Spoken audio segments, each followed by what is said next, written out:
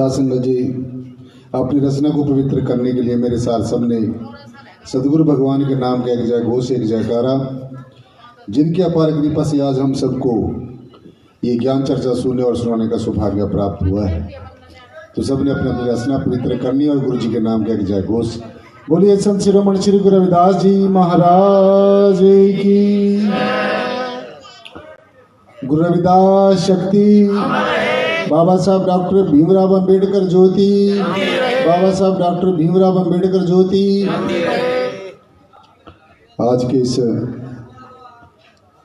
संत समागम में और इस जो ज्ञान चर्चा ज्ञान गोष्ठी का यहाँ पर आयोजन किया गया, तो सर्वप्रथम मैं यहाँ की जो ऑर्गेनाइजिंग कमेटी है, जो यहाँ की जो प्रबंधक कमेटी है, उनका बहुत तहे दिल से अपने बहुत बहुत धन्यवाद करते हैं। इतना बड़ा सुंदर उपराला किया है और हम सबको एक दूसरे के रूबरू किया है। आदि गुरु नमस्कार निराकार, श्री सतगुरु चरण ओत प्रोत परवेश, एक अनेक विस्तार रब नमस्कार, बूटा चरण घट घट में परवेश। ऐसा चाहूँ राज में जहाँ मिले सबन को अन्न, छोट बड़े सब सम बसे, रविदास रहे प्रसन्न। हर साहीरा छाड़ के करे आन की आस, ते नर दो जग जाएंगे सतबासे रविदास। प्राधीनता पाप है जान लो रे मन मीत, रविदास दास प्राधीन को कौन करे है प्रीत। सो आज हम सबको ये विचार करना है, गहन चिंतन करना है कि ये अध्यात्म क्या है, हमारा शांति का स्रोत क्या है, हमारा हैप्पीनेस का और पीसफुलनेस जो है उसका सोर्स क्या है, हम कैसे अपने जीवन यापन एक बड़े ही शांतिप्रिय ढंग से और बड़े प्रसन्न चित्त हृदय से कर सकते हैं। जो सत्संग जी सबसे श्रेष्ठ और सबसे पहली और सबसे अंतिम और सबसे याद रखने वाली जो जीवन में बात है, जो हमें भारत के संविधान के निर्माता, नारी के मुक्तिदाता, ज्ञान के प्रतीक, परम पूजनीय वंदनीय बाबा साहब डॉक्टर भीमराव अंबेडकर जी ने जो सबसे बड़ा महामंत्र दिया है वो है शिक्षा, एजुकेशन, हाई लेवल की एजुकेशन। एक हटकर ऐसी एजुकेशन लेना, एक हमारी एजुकेशन में तर्कशीलता हो, हमारी एजुकेशन में एक ऐसी सोच हो, एक ऐसी समझ हो जो हमारा भी उद्धार करे और जिसके भी सानिध्य में हम जाएं या जो भी हमारे सानिध्य में आए उसका भी उद्धार हो और सुधार हो। सो कहने का सीधा सीधा भाव ये है कि शिक्षित बनना सबसे बड़ी, this is the first and the last requirement of our this human life. हमारे जीवन की सबसे पहली, सबसे अंतिम और सबसे याद रखने वाली जो बात है वो है शिक्षा। सो ये तो हमारी शिक्षा रही जिससे हमारा लौकिक जीवन का उत्थान होता है, जो हमारा मेटेरियलिस्टिक जो जीवन है, जो हमारा लौकिक जीवन है, इसका उद्धार होता है, सुधार होता है। लेकिन साथ संगत जी इसके साथ साथ में अगर एक शब्द इसके साथ में और जुड़ जाए वो है दीक्षा, यानी कि स्पिरिचुअलिज्म के बारे में ज्ञान होना, नॉलेज होनी, अध्यात्म के बारे में ज्ञान होना। क्योंकि हम किसी भी क्षेत्र में चाहे काम करते हैं, एबीसी कोई भी हमारा जीवन का क्षेत्र है, लेकिन हमारे जीवन के हर एक क्षेत्र में शिक्षा का होना अति जरूरी है। लेकिन मैं समझता हूँ उससे भी ज़्यादा हमारे जीवन में दीक्षा का होना भी बहुत ज़्यादा जरूरी है। अगर शिक्षा से हमारा काम चलता तो मैं समझता हूँ कि इतने बड़े महामानव बाबा साहब डॉक्टर भीमराव अंबेडकर जी, जिनके पास 32 डिग्रियाँ और जिनको 9-10 भाषाओं का पूरा परिपूर्ण रूप से जिनको ज्ञान था, सो उन्होंने भी अंत में जाकर अध्यात्म को अपनाया। वो एक अलग बात है कि उन्होंने महात्मा बुद्ध की शरण में गए, क्योंकि उस समय के जो उच्च कोटि के जो ब्रह्मवेता, ब्रह्मज्ञानी, तत्वदर्शी, जिसने जो परमेश्वर के बारे में परिपूर्ण रूप से ज्ञान रखते थे, बोध रखते थे, ऐसे संत की शरण में बाबा साहब डॉक्टर भीमराव अम्बेडकर गए। सो इससे यह बात सिद्ध हो जाती है कि अगर इतने बड़े महामानव को भी अध्यात्म की शरण में जाना जरूरी उन्होंने समझा, तो हम सब लोगों को भी अध्यात्म की शरण में जरूर आना चाहिए। और मैं जितनी भी मेरी बहन बेटियां, माताएं, बहनें बैठी हैं, उनसे खासकर ये अनुरोध करूंगा कि अपने जो बच्चे हैं, जैसे हमारे भाई साहब अभी मान और सम्मान के कमल बराड़ा जी आपको मैसेज देकर गए भी, चाहे आप एक दिन रोटी मत खा लेना, एक दिन का व्रत रख लेना, लेकिन अपने बच्चों को शिक्षा जरूर देनी है, क्योंकि शिक्षा वो शेरनी का दूध है। जैसे बाबा साहब डॉक्टर भीमराव अम्बेडकर जी ने कहा कि शिक्षा वो शेरनी का दूध है, जो पिएगा वो दहाड़ेगा। ये पक्की बात है। ये this is my own experience, I have not borrowed all this things from here and there. ये मेरी उधारी ली की बातें नहीं है, ये मैं आपको अपने एक्सपीरियंस के बारे में बता रहा हूं। सो जो बाबा साहब के कही गई बातों का अनुसरण करेगा, वो निश्चय ही उसका जीवन ऐसा ही होगा और वो ऐसे ही बोलेगा। और आप जैसे बाबा साहब को मानते हैं, आप में भी ऐसे ही एक प्रसन्नचित हृदय से ऐसे ही बैठ के सुनने की क्षमता आ जाएगी। सो ऐसे महामानव की, ऐसे उनको किस उपमा से साथ संगत जी हम कहें, जो उन्होंने हमें सारे भारत को, किसी जाति विशेष को नहीं, किसी धर्म विशेष को नहीं, किसी वर्ण विशेष को नहीं, किसी संप्रदाय विशेष को नहीं, जो संविधान दिया है, जो कॉन्स्टिट्यूशन दिया है, वो सारे भारत को दिया है। और मैं एक बात और कहना चाहूँगा कि एक कोई संगठन विशेष इस बाबा साहब डॉक्टर भीमराव अम्बेडकर के ऋणी नहीं है। भारत के सभी लोग ही बाबा साहब डॉक्टर भीमराव अम्बेडकर के ऋणी हैं।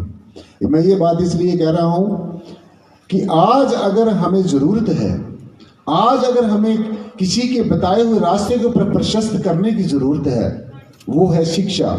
और शिक्षा का जो सूत्र बाबा साहब ने बताया है, शिक्षित बनो, संगठित रहो और संघर्ष करो। ये जो तीन जो महामंत्र हैं, जो तीन मूल मंत्र हैं, ये जब हमारे जीवन में आ जाएंगे, जब हम इनको अपने जीवन में बाखूबी आत्मसात कर लेंगे, तो निश्चय ही हमारी एक पॉजिटिव अप्रोच बन जाएगी, हमारा दृष्टिकोण एक पॉजिटिव बन जाएगा, हमारी सोच जो सकारात्मक बन जाएगी। और जिसकी सोच सकारात्मक होती है, वो अपना तो उद्धार करता ही करता है। वो जहाँ पर भी जाता है, जिसके भी सानिध्य में जाता है, जो उसके सानिध्य में आता है, उसका भी उद्धार और सुधार हो जाया करता है। सो इसलिए साथ संगत जी, शिक्षा का हमारे जीवन में बहुत बड़ा महत्व है, बहुत ही बड़ा महत्व है, बहुत ही बड़ा महत्व है। सो इसलिए शिक्षा और दीक्षा जो दो महामंत्र हैं, ये तो हमारे जीवन में होने ही चाहिए। अब मैं आपको थोड़ा सा अध्यात्म की तरफ आपका ध्यान आकर्षित करना चाहूँगा। शिक्षा के साथ साथ में दीक्षा का होना बहुत ज़्यादा जरूरी है, बहुत ही ज़्यादा जरूरी, अति जरूरी है।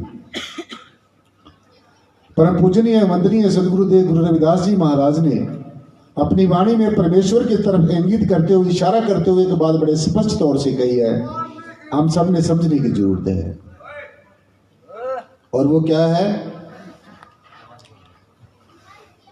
वो क्या है? एको ब्रह्म है सकल माही और सकल ब्रह्म माही, रविदास ब्रह्म सब भेष माही और बिन ब्रह्म कछु नाही। अब ये देखिए, इसका सीधा सीधा अर्थ है, एको ब्रह्म है सकल माही। सकल का मतलब अखिल ब्रह्मांड, द होल यूनिवर्स, पूरे के पूरे ब्रह्मांड में एक एक ऐसी सत्ता है, एक ऐसी एग्जिस्टेंस है, एक ऐसा है पना है जो हर जगह एग्जिस्ट करता है, सब जगह एग्जिस्ट करता है। जो अगर हम ये सुनते हैं कि परमात्मा सब जगह है, कण कण में है, रोम रोम में है, हर जगह है, यत्र तत्र सब जगह है, तो अगर परमात्मा सब जगह है तो फिर यहाँ पर भी होगा। यहां पर भी होगा, लेकिन ये कहने मात्र से नहीं। मैंने आपको कह दिया कि परमात्मा सब जगह है, आपने सुन लिया परमात्मा सब जगह है, लेकिन हाउ, कैसे परमात्मा सब जगह है, ये secret of success, secret of the spiritualism, ये जानना हमारे लिए सबसे ज्यादा जरूरी है। सो गुरु रविदास जी महाराज ने परमेश्वर को देखा होगा, जाना होगा, पहचाना होगा, अपने अंग संग होने की रियलाइजेशन की होगी, एहसास किया होगा, तभी ये बात कही है। तो आज हम उनकी वाणी को सिर्फ गा लेते हैं, बजा लेते हैं, ये बहुत अच्छी बात है। कीर्तन जो है, कीर्तन करना भी, जो हमारे शास्त्रों, ग्रंथों, उपनिषदों, पुराणों, महापुराणों में जो भक्ति बताई गई है, नवदा भक्ति, नवदा भक्ति में जो कीर्तन है वो भी एक भक्ति का रूप है। कीर्तन करने से भी हम अपने आप में सजग हो सकते हैं, हम इंटरनली और एक्सटर्नली हमारे अंदर एक एनलाइटनमेंट आ सकती है कीर्तन करने से।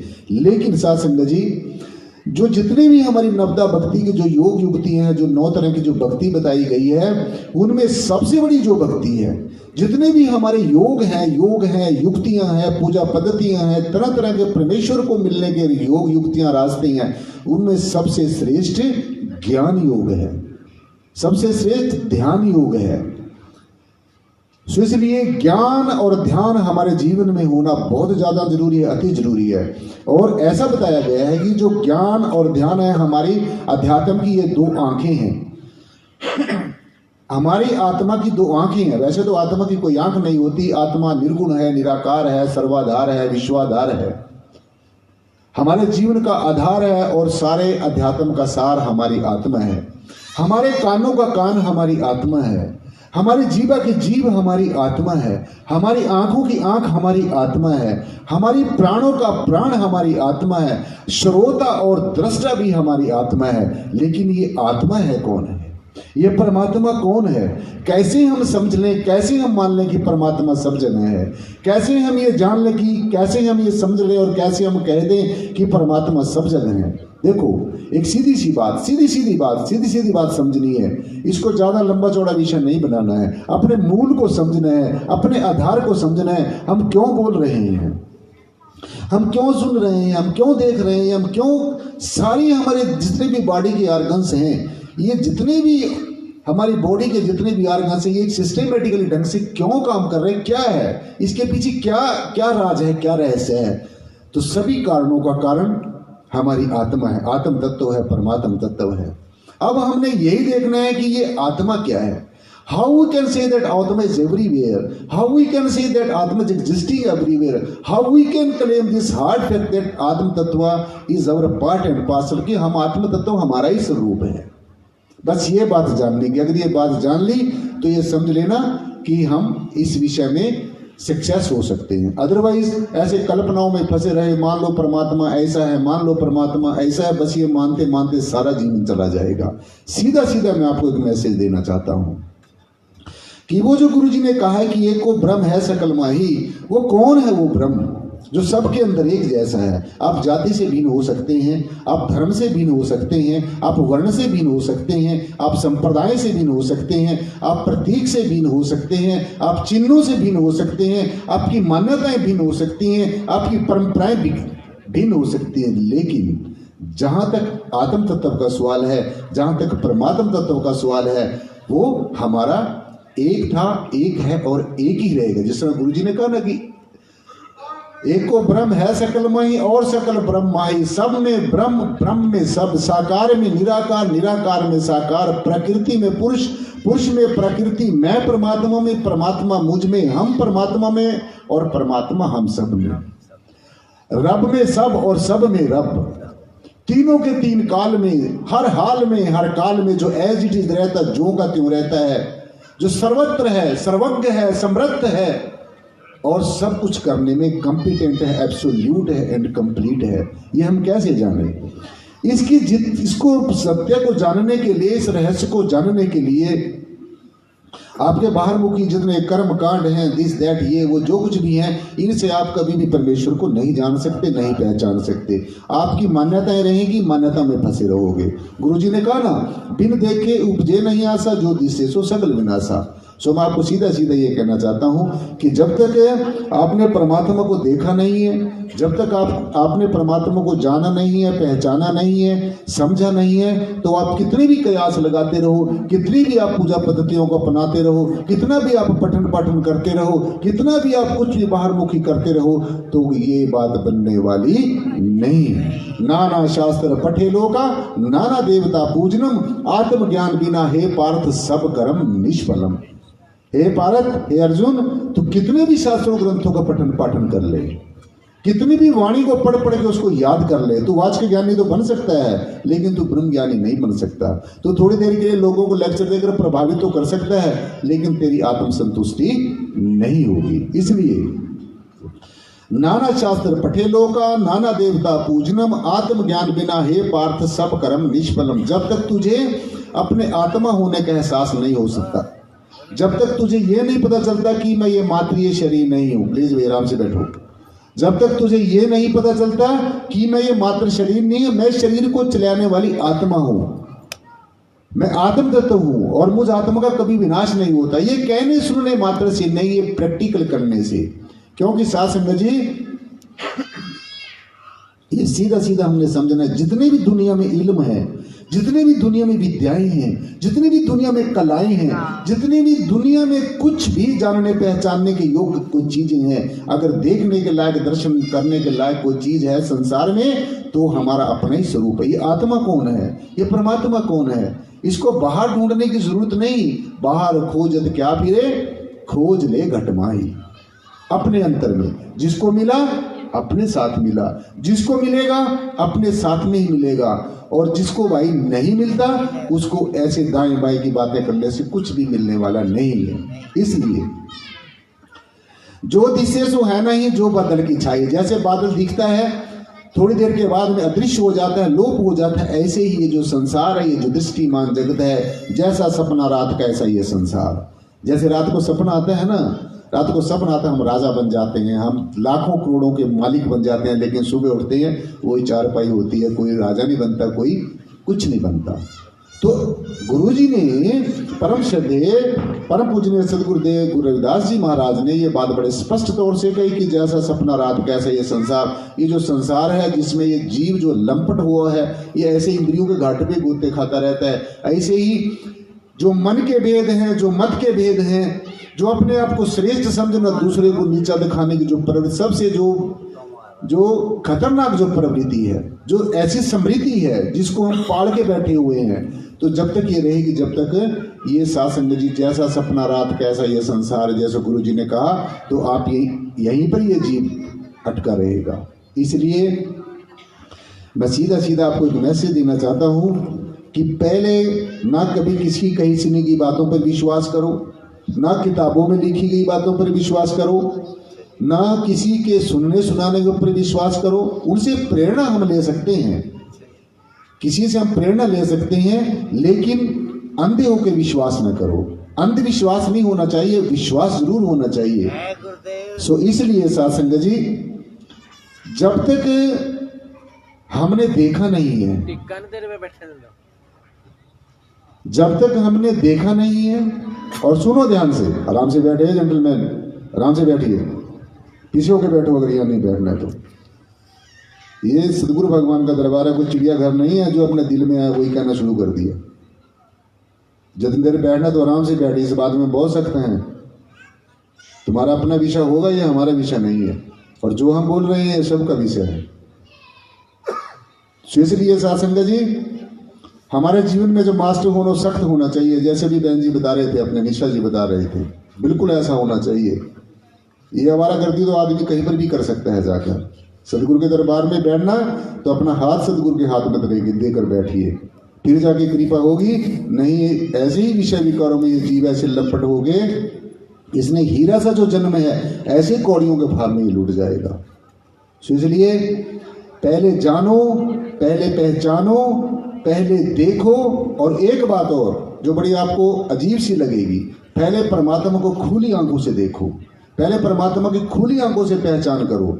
सभी लोग कहते हैं कि आंखें बंद करके देखो, लेकिन मेरा इसमें थोड़ा सा अलग एक हटके ये बात है। मैं ये समझता हूँ कि जब तक हमने खुली आंखों से किसी की पहचान नहीं की, अब कमल बराड़ा जी बैठे मेरे सामने, जब तक मैंने इनको खुली आंखों से नहीं देखा तो मैंने आंखें बंद करके कभी भी ध्यान नहीं कर सकूंगा। इसलिए पहले खुली आंखों से पहचान करो। परमेश्वर खुली आंखों से भी दिख सकता है। एक ऐसी युक्ति भी है जिसको नहीं पता तो हम कभी भी मेरे से मिले आकर, एक पल भर में भी परमात्मा के दर्शन हो सकते हैं। जिसको 88 हजार वर्ष तप करके, अघोर साधना करके, तरह तरह के और भी क्रियाकलाप करके जिसको परमेश्वर को नहीं जान सके, नहीं पहचान सके, नहीं देख सके, लेकिन इसका हमारे शास्त्रों ग्रंथों में, हमारे इतिहास में बहुत एग्जाम्पल हैं कि एक ऐसी युक्ति भी है जिसको आप एक पल भर में, एकमात्र एक पल भर में, पल भर देख लो आप कितना को होता है। मैं आपको एक सीधा सा उदाहरण देना चाहता हूं। अष्टावक्र जी महाराज का नाम आपने सुना होगा, नहीं सुना तो आज सुनो। अष्टावक्र जी महाराज की शरण में जब राजा जनक गया, आप और हम तो एक आम प्राणी हैं, एक आम जीव हैं, एक राजा को कन्विंस करना, एक राजा को अपना शिष्य बनाना, एक राजा को एक मार्ग के ऊपर चलाना, उसकी सोच बदल देनी, तो ये मतलब कोई आसान बात नहीं है। तो अष्टावक्र जी महाराज को राजा जनक ने कहा, भाई मैं इतनी देर में परमात्मा को देख सकता हूँ जितनी देर में वो जो रकाब होती है, जो घोड़े की जो रकाब होती है, पैर हम पैर उठा के उसमें ऐसे रखते हैं। तो धीरे अभी आप देख लो कितना मैंने पैर उठा के इतनी की देर उसमें रखा। तो राजा जनक ने कहा कि इतनी देर में मैंने परमात्मा के दर्शन करने हैं। और अष्टावक्र जी महाराज जितने विद्वान थे, इतने कॉम्पिटेंट थे, इतने अपने सब्जेक्ट के माहिर थे, उन्होंने राजा जनक को इतने ही देर में, एक पल भर में पैर नीचे से उठाकर जब का रकाब में रखा, तब तक उतनी देर में परमात्मा का दर्शन करा दिया। और ये कहा कि देख हे राजा जनक, ये सब कुछ चारों तरफ, दाएं बाएं, ऊपर नीचे, आगे पीछे, सब जगह परमेश्वर ही परमेश्वर है, निराकार ही निराकार है, ब्रह्म ही ब्रह्म है, परम तत्व ही परम तत्व है। तो क्या हमने भी कभी हमारे जीवन में ऐसा मोमेंट आया?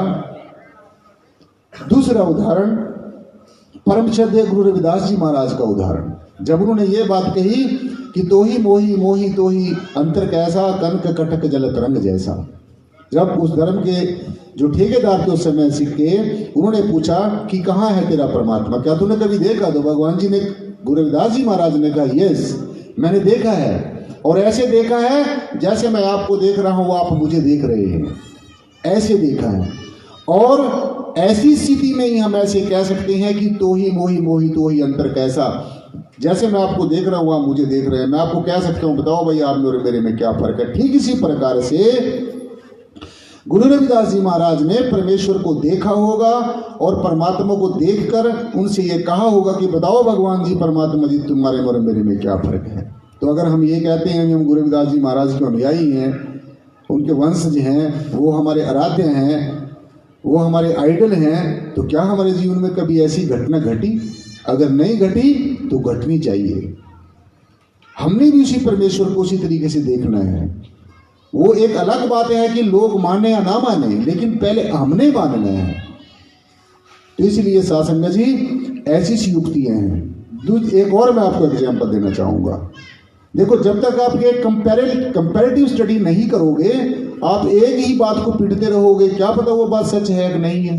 बाबा साहब डॉक्टर भीमराव अम्बेडकर जी ने एक बात कही कि किसी बात को आप इसलिए ना मानो कि लोग उसको मान रहे हैं, किसी बात को इसलिए ना करो कि लोग उसको कर रहे हैं, किसी जगह पर इसलिए ना जाओ कि लोग वहां पर जा रहे हैं। तो ये बात सत्य है बिल्कुल। जब तक आप किसी बात को कसौटी पे नहीं कस लेते, किसी बात को आप अच्छे तरीके से पूरी कसौटी पे नहीं कस लेते, पूरी उसकी परीक्षा नहीं ले लेते, और धन्य है वो लोग जो कसौटी के समय पर, परीक्षा के समय पर अपने मैदान में डटे रहते हैं, मैदान छोड़कर नहीं भागते। ऐसे लोग धन्य हैं, क्योंकि जो खाली होकर आएगा उसी को भर दिया जाएगा, जो दरवाजा खटखटाएगा उसके लिए दरवाजा खोल दिया जाएगा। और अगर हम दूर से ही देखते रहे,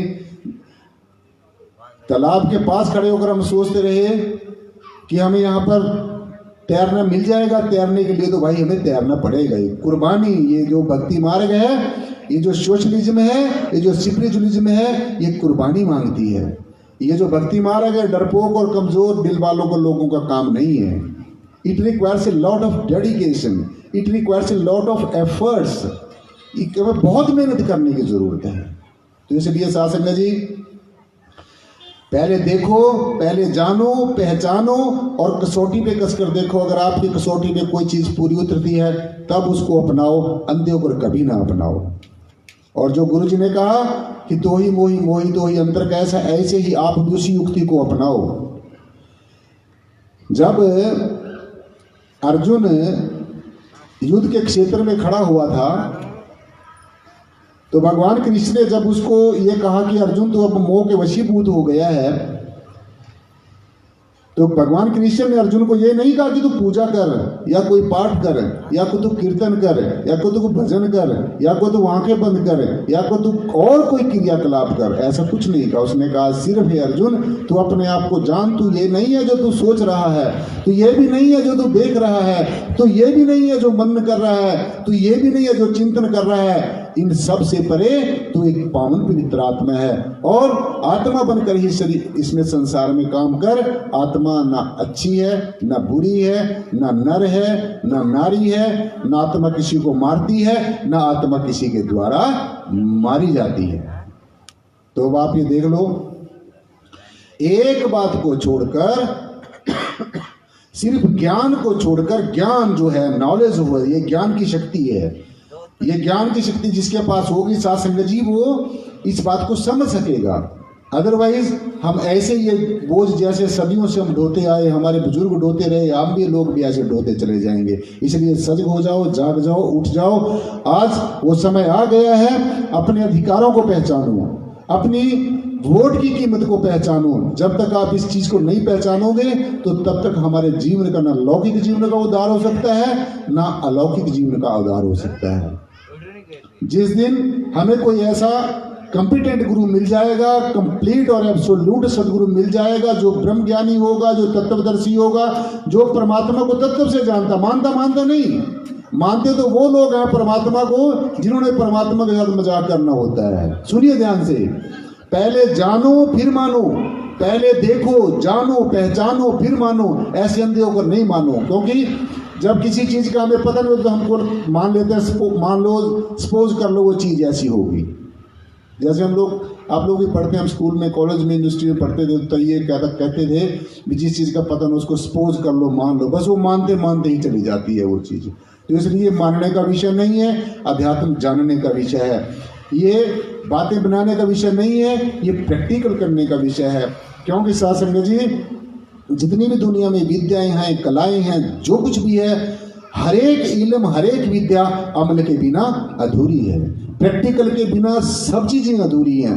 कितनी भी हम पढ़ते जाएं, पढ़ाते जाएं, पढ़िए, गुनिए, नाम सब सुनिए, अनुभव भाव न दर्शे, लोहा कंचन हिरणो कैसे, जो पारस न परसे, देव संशय गांठ न छूटे, काम क्रोध लोभ मद मत्सर इन पांचों में लेटे। जब तक जैसे लोहा पार्स को स्पर्श नहीं कर लेता तब तक वो कंचन नहीं बनता। ठीक इसी प्रकार से जब तक हमारी जो रूह है, हमारी जो तवज्जो है, हमारी जो आत्मा है, जो परमेश्वर से जन्म जन्मांतरों से, युग युगांतरों से बिछड़ी हुई है, जब तक ये सूरत का शब्द के साथ योग नहीं होगा, जब तक बूंद का समुद्र के साथ मिलन नहीं होगा, जब एक किरण का सूर्य रूपी परमात्मा से मिलन नहीं होगा, तो तब तक बाहर की जितनी भी ये बातें हैं, जितनी भी कही सुनी बातें हैं, जितनी भी पढ़ी लिखी बातें हैं, ये ज़्यादा काम आने वाली नहीं है। गुरुजी ने एक बात में कहा, एक वाणी में कहा, ध्यान से सुनना है, 5 तत्व गुण 3 नहीं थे, नाथा खंड ब्रह्मांड, शेष महेश गणेश नहीं थे, ना थी ब्रह्मा वाणी, मैं पूछूं तुझे पंडित ज्ञानी, उस दिन की क्या निशानी। इसका सीधा सीधा अर्थ ये है, जब ये 5 तत्व ही नहीं थे, पृथ्वी जलवायु अग्नि आकाश नहीं थे, 5 तत्व गुण 3 नहीं थे, रजोगुण सतोगुण और तमोगुण नहीं थे, 5 तत्व गुण 3 नहीं थे, नाथा खंड ब्रह्मांड, ना ये खंड था न ब्रह्मांड था। 5 तत्व गुण 3 नहीं थे, नाथा खंड ब्रह्मांड, शेष महेश गणेश नहीं थे। आप तो कोई शेष की पूजा करता है, कोई महेश की पूजा करता है, कोई गणेश की पूजा करता है, दिस दैट, कोई भी किसी की पूजा करता है, लेकिन जब ये भी नहीं थे शेष महेश गणेश नहीं थे, ना थी ब्रह्म वाणी। आज तो हम ये जो ब्रह्म की जो वाणी है, जो गुरुओं के मुखारबिन से निकले गए वचन, ये भी हमारे पास मौजूद हैं।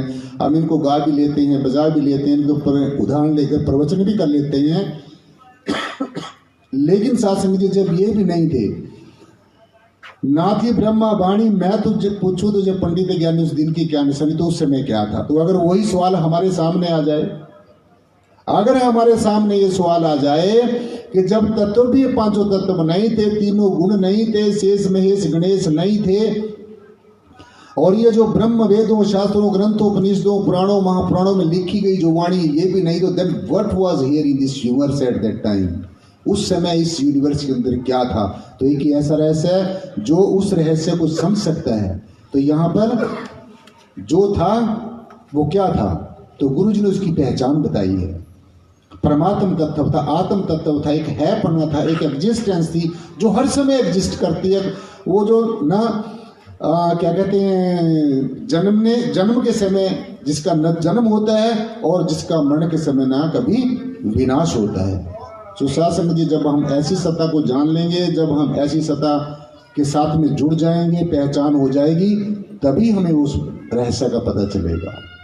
तो आज हम सबके सामने यही सवाल है, आज हम सबके सामने यही सवाल है कि अपने अधिकारों के प्रति हमने जागृत होना है, सचेत होना है, जागरूक होना है। कॉन्स्टिट्यूशन ऑफ इंडिया जो हमारा भारत का संविधान है, उसमें जो हमारे फंडामेंटल राइट्स हैं, खासकर बहनों को मैं बता रहा हूँ, क्योंकि बहनें जो हैं, नारी जो है, वो जो शक्ति स्वरूपा माताएं बैठी हैं, वो समाज में एक जैसे रीढ़ की हड्डी होती है ना, जैसे हमारी रीढ़ की हड्डी होती है, अगर रीढ़ की हड्डी हमारी दुरुस्त है तो हमारा शरीर सुडौल बनेगा और हमेशा कामयाब रहेगा। ठीक इसी प्रकार से जो बहनें हैं, जो मातृ स्वरूपा, जो शक्ति स्वरूपा जो बहनें हैं, वो समाज की जो है रीढ़ की हड्डी होती हैं। और यहीं से ही हम बच्चों को संस्कार देते हैं। स्कूल की जो शिक्षा बाद में होती है, पहले जो शिक्षा होती है संस्कारों की ही होती है। तो इसलिए अपने बच्चों को शिक्षा दें, अक्षर ज्ञान की शिक्षा दें, लेकिन जो कॉन्स्टिट्यूशन की जो शिक्षा है, जो संविधानिक शिक्षा है, उनको थोड़ा थोड़ा उसके प्रति भी सचेत करें। और खासकर वैसे तो कॉन्स्टिट्यूशन में हमारे एक एक शब्द बहुत स्मरणीय है, बहुत याद करने वाला है, लेकिन जो फंडामेंटल राइट्स हैं, जो हमारे मौलिक अधिकार हैं, जिसके बिना हमारा जीवन अच्छा सुचारू ढंग से नहीं चल सकता। आर्टिकल 12 से लेकर आर्टिकल 35 तक, 12 से लेकर आर्टिकल 35 तक जितने भी हमारे शासन में फंडामेंटल राइट्स हैं, वो हमने खुद भी पढ़ने हैं और अपने बच्चों को भी पढ़ानी है। तभी हमारे बच्चों के अंदर एक जागरूकता आएगी, एक एनलाइटनमेंट आएगी, एक अवेयरनेस आएगी। तो इसलिए ज़्यादा समय ना लेते हुए शासन जी, समय बहुत स्पीड से भागा जा रहा है, लेकिन मैंने आपको कुछ ज़्यादा समय नहीं लिया है। आज जो सब कुछ हम यहाँ पर ये सुनकर जो जा रहे हैं, जैसे जैसे हमारे संतों ने, महापुरुषों ने और खासकर बहनों ने प्रेरणा लेनी है, जो अपने प्रोफेसर साहिब है, जो निशा जी हैं, जो आपको संदेश देकर गई हैं, उनसे भी ये आज प्रेरणा लेनी है कि आपने भी ऐसे ही शिक्षा लेनी है, अच्छे से IAS IPS वकील जज डॉक्टर इंजीनियर वाले जैसे पदों पर आसीन होना है। तभी जाकर हमारा लौकिक जीवन का सुधार होगा और हमारा जो अलौकिक जीवन है और जीवन में शिक्षा और दीक्षा का होना बहुत ज़्यादा जरूरी है। आज के जो सत्संग का जो सार है, जो कंक्लूजन है, जो मॉरल है, आज की जो शिक्षा है वो यही है कि हमारे जीवन में शिक्षा के साथ साथ में दीक्षा होनी बहुत ज़रूरी है। सेकेंडली, हमने परमात्मा को पहले खुली आंखों से देखना है, पहले पहचान करनी है। ऐसी युक्ति भी है, ऐसी तरीका भी है, ऐसा एक अभ्यास करने का तरीका है कि हम परमात्मा को देख भी सकते हैं, सुन भी सकते हैं, एहसास भी कर सकते हैं अपने संग होने का। मान्यताओं में नहीं फंसे रहना है, क्लियर करना है अपने सब्जेक्ट में। और जैसे मैंने आपको उदाहरण दिए, अष्टवक्र जी का उदाहरण दिया, अर्जुन का उदाहरण दिया, गुरु रविदास जी का उदाहरण दिया, ऐसे ही अनेकों महायोगी गुरु गोरक्षनाथ जी महाराज ने अपने गुरु बाबा मत्स्येंद्र नाथ जी से पूछा कि प्रभु हम कैसे परमेश्वर को उठते बैठते चलते फिरते ध्यान सकते हैं। हसीबा खिलीबा करीबा ध्यानम है गोरख, तुम जब अपने आप को आत्मा समझ जाओगे, तुम्हें आत्मबोध हो जाएगा, ज्ञान हो जाएगा, तो तुम हंसते हुए खेलते हुए सब कुछ तमाम जिम्मेवारियां निभाते हुए आप परमेश्वर की बंदगी कर सकते हैं, खुदा की इबादत कर सकते हैं। हसीबा करीबा करीबा ध्यानम। तो शास्त्र में ज़्यादा समय ना लेते हुए, ये समय तो विषय एक ऐसा है, हरि अनंत, हरि कथा अनंता। परमेश्वर अनंत है, परमेश्वर बेअंत है, और परमेश्वर की लीला भी बेअंत है, परमेश्वर की गुणों का बखान भी बेअंत है। तो ज़्यादा समय ना लेते हुए मैं अपनी वाणी को यहीं विराम देता हूँ। और ख़ासकर यहाँ की जो प्रबंधक कमेटी जिन्होंने इतना अच्छा उपराला किया, हम सबको एक दूसरे के रूबरू किया, उनका बहुत बहुत दिल से धन्यवाद करता हूँ। और आज हमारे जो चैनल के, जो मीडिया के हमारे जो बहन भाई यहाँ पर आए हैं, हमारे एसएस टाइम से हमारी बेटी जो है सिमरन, और न्यूज वन चैनल से हमारे भाई साहब चौधरी पूरन सिंह जी, और हमारे एक और जेंटलमैन बैठे हैं, मुझे याद नाम नहीं है, और भी जितने भी ये कवरेज करने के लिए हमारे मीडिया के जो भाई बहन यहाँ पर आए हैं, उनका लोगों तक ये बात पहुँचाने के लिए बहुत बहुत धन्यवाद। और मैं सदगुरु भगवान के चरणों में यही बेनती करूँगा, सदगुरुदेव आज के सत्संग में आपके यहाँ पर श्री चरणों में जितने भी संगत आई है, सबके ऊपर अपना दया भरा हाथ रखना, सबको अच्छी बुद्धि देना, सद्बुद्धि देना, शिक्षा और दीक्षा के ऊपर चलने की प्रेरणा देना, और उनके जीवन को, लौकिक जीवन को और अलौकिक जीवन को कृत्य करना, धन्य करना, मंगलमय करना। इन्हीं शब्दों के साथ साथ संगत जी आपका, मेरी बात को आपने बड़े शांतिप्रिय ढंग से सुना, बहुत बहुत धन्यवाद, बहुत बहुत शुक्रिया। जय गुरुदेव, धन गुरुदेव, जय भीम, जय भारत। एक बार गुरु जी के नाम का जय घोष, जिनकी अपार कृपा से हमें ये आज मौका मिला है। बोलिए संत शिरोमणि श्री गुरु रविदास जी महाराज की, गुरु रविदास शक्ति। बाबा साहब डॉक्टर भीमराव अम्बेडकर ज्योति, बाबा साहब डॉक्टर भीमराव अम्बेडकर ज्योति। जय गुरुदेव, धन गुरुदेव, जय भीम, जय भारत, जय संविधान। बहुत बहुत धन्यवाद, शुक्रिया, थैंक यू वेरी मच।